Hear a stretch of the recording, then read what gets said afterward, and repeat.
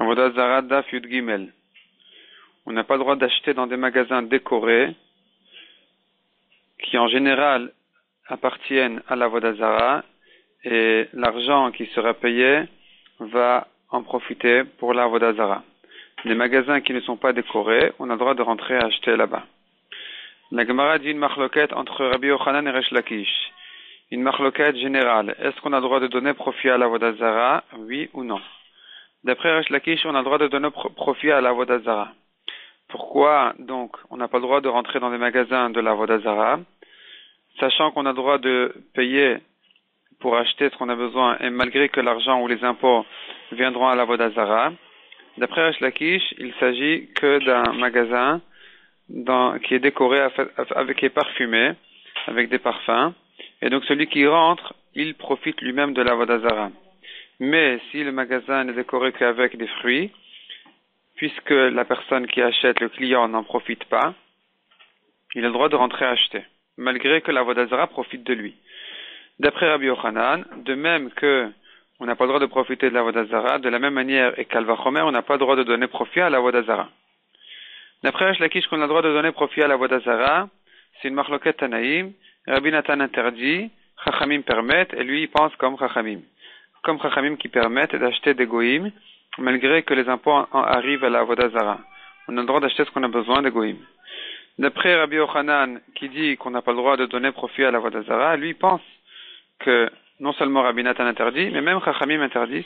Tout ce que Chachamim ont permis, c'est que d'un homme qui vend, d'un homme particulier qui vend pas dans un magasin, les impôts ne viennent pas à l'Avodat Zara, il n'est même pas déclaré, de lui on a le droit d'acheter. Mais si les impôts arrivent à l'Avodat Zara, c'est interdit d'après tout le monde.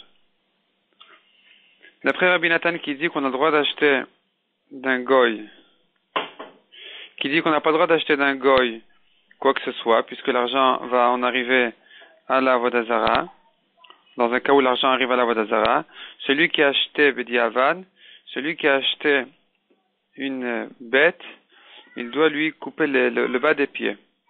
La Gemara demande, pourtant on a vu par ailleurs, celui qui rend sa bête ekdesh. Puisqu'aujourd'hui, on peut pas sacrifier les korbanot, et donc on n'a pas le droit de maintenir une bête ekdesh à la maison, chez soi, de peur qu'il en arrive à en profiter et en faire meïla du ekdesh. Donc il faut s'en débarrasser. De quelle manière on s'en débarrasse? On n'a pas le droit de lui couper les pieds. Ce qu'on fait, c'est on la laisse mourir affamée. La Gemara demande pourquoi est-ce que dans l'Avodat Zara on dit on lui coupe les pieds, et ici, dans le Ekdesh, on dit qu'il la laisse mourir de faim.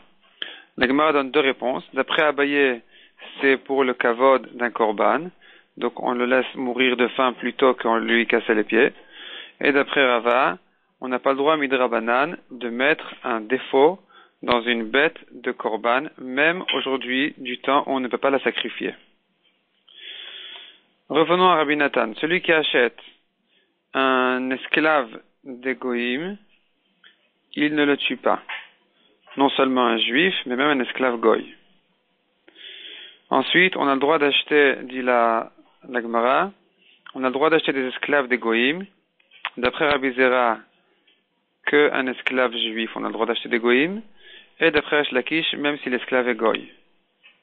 La Gemara raconte Rabbi Yaakov a acheté des chaussures et Rabbi Yirmiyah a acheté du pain d'un goy, et la raison pour laquelle il ne craignait pas que les impôts en arrivent à l'Avodat Zara, puisqu'il s'agissait d'un homme particulier qui ne vendait pas dans un magasin, il n'était même pas déclaré, donc il n'y avait pas d'impôt qui en revenait à l'Avodat Zara.